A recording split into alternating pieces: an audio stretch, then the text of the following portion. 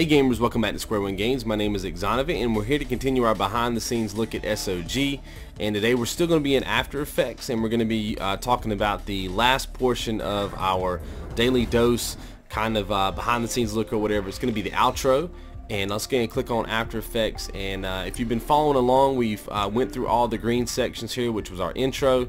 Then we went through all of these orange compositions right here, which was kind of like the body of the work.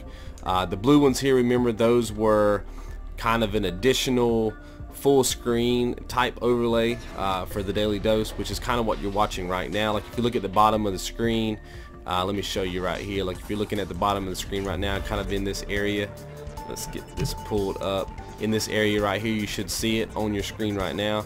That's kind of what those were. So now we're moving on to the outro. Now this is really simple. The outro is probably the easiest part of this whole thing, so this should be a fairly quick video. I know you guys have been watching some long videos, but it's a lot to explain and I don't want to break it up into too many different episodes, so you guys are champs if you are watching all of it. But let's go ahead and talk about the outro. So let's go ahead and go over to the first thing here, which is the single comp. Let's go ahead and make it fit our comp here so we can see.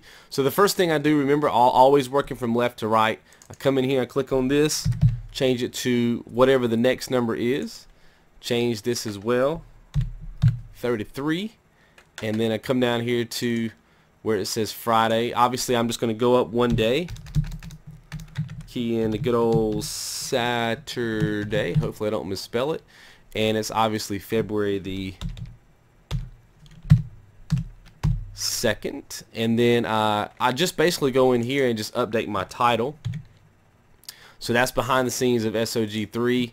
Now this should be, I'm sorry, it's behind the scenes of SOG 2, but I'm changing it to 3. And then I think yesterday we did Fraps, so I'll just change that to Fraps. Let me make that all caps. Okay, because we also talked about in yesterday's daily dose about how to work with Fraps. So we got that done. Now, since we're working behind the scenes, we have this blue background right here. That would stay the same. If we had just finished maybe doing a Battlefield video or a Far Cry video, then this blue color would obviously change to match that. If you've been following the previous episodes, you know that I have these different fill effects I can put in there. So if I didn't want SOG, I could do Black Ops, Far Cry, etc. But obviously we're still on the electric blue for SOG. And then that's pretty much it for that part.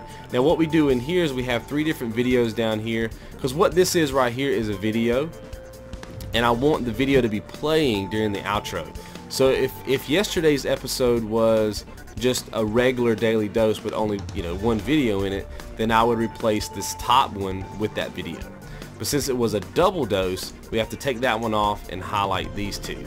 Now what I've done in here, if I scroll in, you can see, if I hit the T key, you can see that I have some what they call keyframe animations, which is right here and right here. And you can see right here that it says the top video, the opacity is 100%, which is right there. And then you can see that when I go to the next keyframe, it goes to 0. And what that means is that in between these 2 keyframes, one video is fading out while the other video is fading in. And the reason why I do that is because I want the first video to represent the first part of the daily dose, and I want the second video to represent the second part. So in this case, this would represent behind the scenes of SOG, and this would represent Fraps. So let's go on in here and see if we can figure out how to find those in our footage. So we're going to go ahead and open up our files over here. This was episode 33. We know that everything we need is inside of episode 33. So we're going to bring in this file and we're going to bring in this file. Okay, bring those 2 in. And then we know that this one is going to be replacing the first video. So what you can do is you can hold the Alt key and then you can left click your mouse and you can drag this in to your timeline. And then if you hit your left mouse button, like you go ahead and click it first, then you let off your Alt key, it's going to basically replace it with your new footage. You can do that again with the other footage. So we're going to do the same thing, hold down Alt, drag it on, let go of the mouse button first, and you're good to go. So now we have the first part of yesterday's show, and then we basically go over to the other side and we have the Fraps part of yesterday's show, and it basically just fills itself in force, so we're good to go there. Alright, so we've done all the editing we can do in that comp. Let's go ahead and head over to our sub slider. This is the part I think you guys are really going to like. Subscriber of the day. The way that I do that, and if you have a YouTube channel and you want to keep track of your subscribers, here is a great tip. Inside of your YouTube channel, you can, in your settings box, you can have it to where you get emails when people subscribe to your channel or leave comments on your videos. See, like I've got people subscribed to me now that I haven't cleaned my box up today. So Amani, I'm not sure how to, Amania Nurse, I hope I said that right, and Natural Born, I'm assuming that's Killa, but it's K1114, I think. They both subscribe. So what I do is I click on them, and I basically create a subscribers folder. And I just scroll down to the subscribers folder, and I store them in my emails. And then what I do to pick the subscriber of the day is I simply go through here. I have 568 of you guys on my list.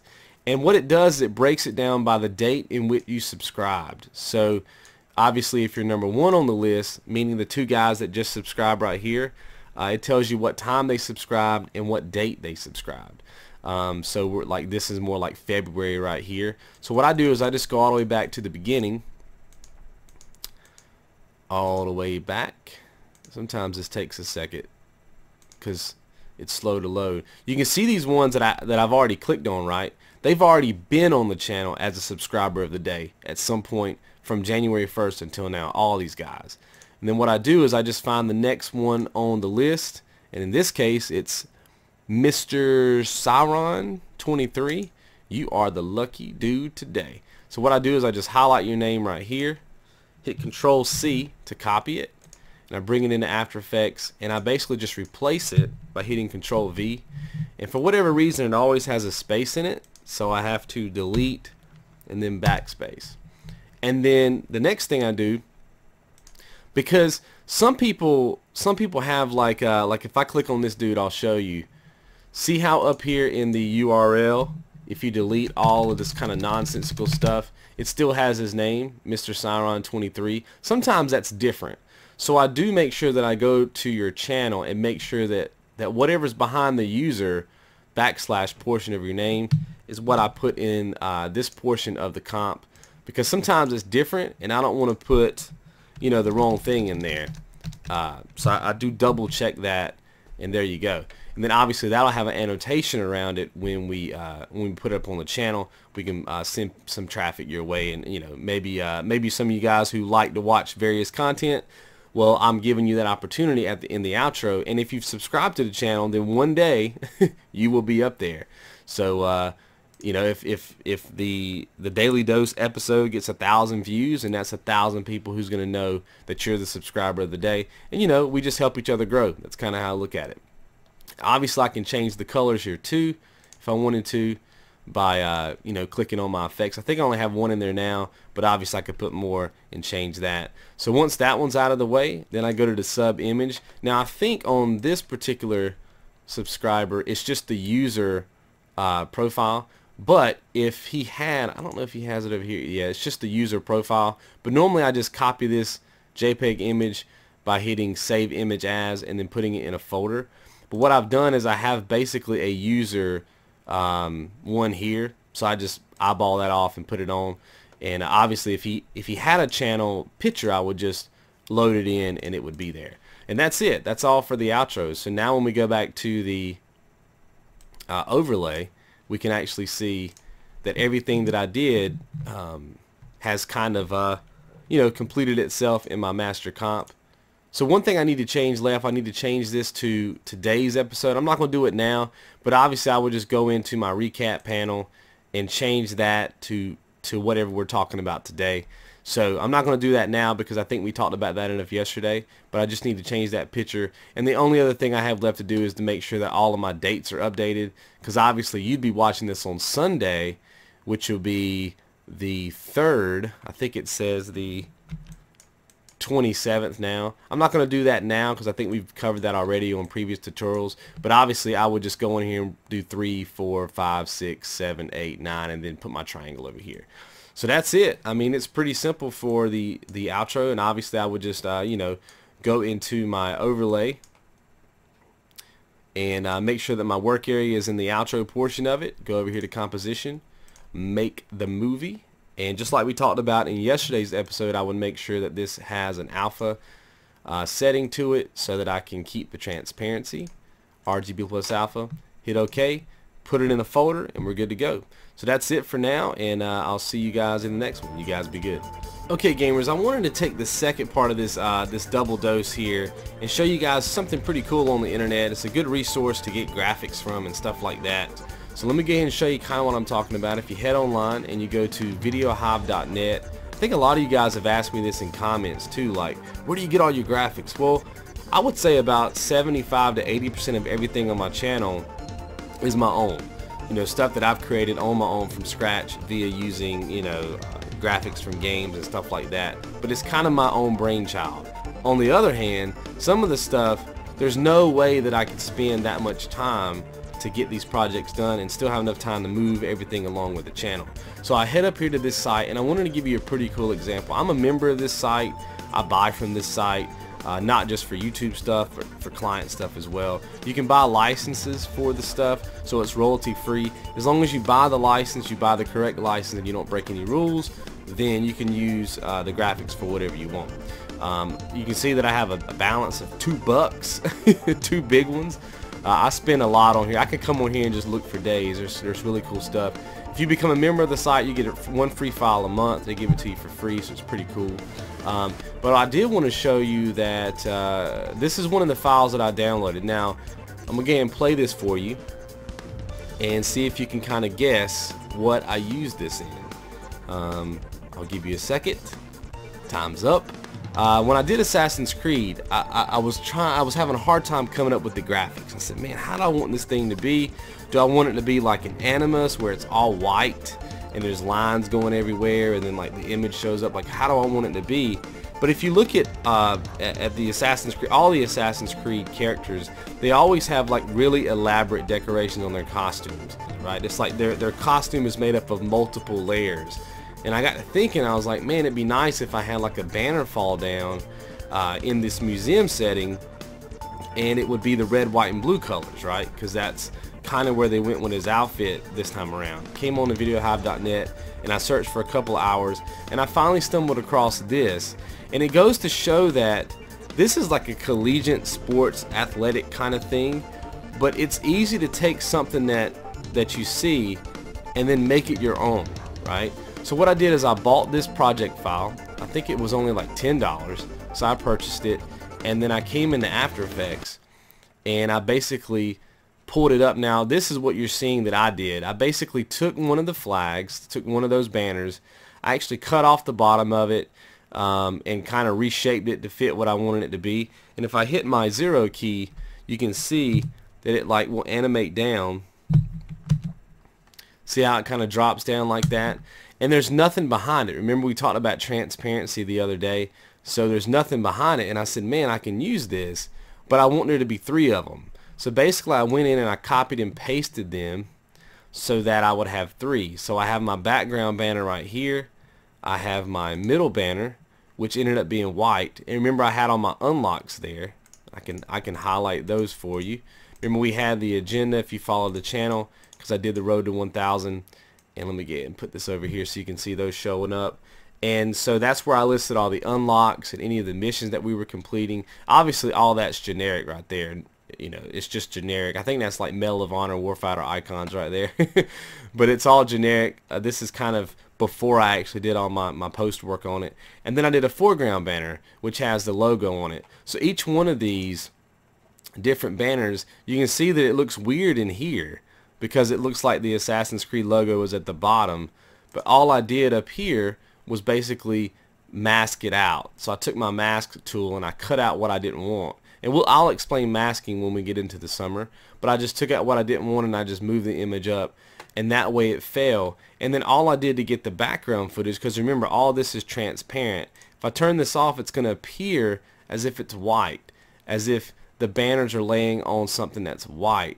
And I added a shadow right there, right? I added a shadow as an effect, so it would give it like a 3D feel. So it would appear like the cloth is actually hanging in front of the wall that's on the image that I'm about to show you. And then all I did is I clicked on my background layer, and this was actually, all of this stuff you see was actually from a one of the trailers. There was like a museum, and it went in, and then it kind of faded into like I think it was like the Boston Tea Party, and it kind of faded in, and then it was like live footage. And I was like, I want to duplicate that. So what you guys saw was the animus waves that will go across. That you can go back and check a video out if you never saw them, but you saw the little animus waves go across, and as they bled through the image, you got to see live gameplay. So I basically just duplicated the trailer, I guess, and then I added these banners. Like if I take them off, you'll be able to see that I added them. Let me take these unlocks. So you can see that nothing was there in the original footage, but I wanted banners to fall down, so I just went in and added those in, which was a nice little touch. I forget what this one did. And then I also added this one, the episode, and it was pretty cool because if you zoom in, you hit H, you can come over here, and I actually added in the Assassin's Creed logo there for left and right, so that way you would be able to skip ahead. I had annotations there where you could skip ahead and go back and forth. I thought that was a nice little touch, and something that you didn't see, nobody saw this because I ended up not doing it this way, was the collectible menu. I was going to do a collectible menu where I thought I was going to have to keep up with like all the pages and all that stuff, so I made this menu that I can annotate maybe like the first page I get, the second page I get, the third page I get, and then I was going to have this little thing you can click to get more. But after playing the game and learning that the maps kind of laid out everything for us, I decided I didn't really need it, so I just turned it off. There you go. So that gives you an idea that you can go into websites like videohive.net and buy things that you need.